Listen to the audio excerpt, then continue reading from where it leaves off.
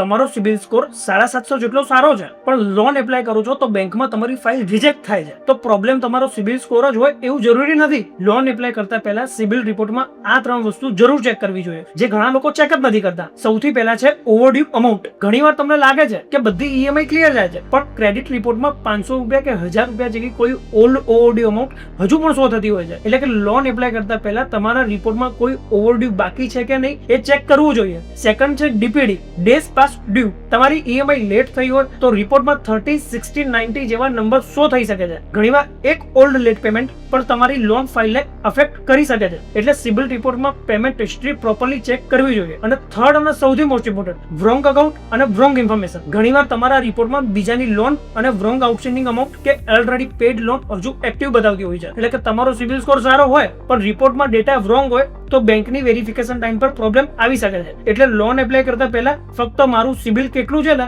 એ ના જોવું જોઈએ, મારા સિબિલ રિપોર્ટમાં બધું કરેક્ટ છે કે નહીં એ ચેક કરવું જોઈએ. તમારા ફ્રેન્ડ કે ફેમિલીમાં કોઈ લોન લેવાનું પ્લાનિંગ કરે છે તો આ રીલ એમને આજે જ શેર કરો અને તમે સેવ કરો. અને જો તમારે પણ લોન એપ્લાય કરતા પહેલા સિબિલ રિપોર્ટમાં શું ચેક કરવું જોઈએ એની કમ્પ્લીટ ચેકલિસ્ટ જોઈએ તો મારું પેજ ફોલો કરો અને કમેન્ટમાં સિબિલ લખો. હું તમને કમ્પ્લીટ ચેકલિસ્ટ પીડીએફ ડીએમ માં આપીશ. Thank you.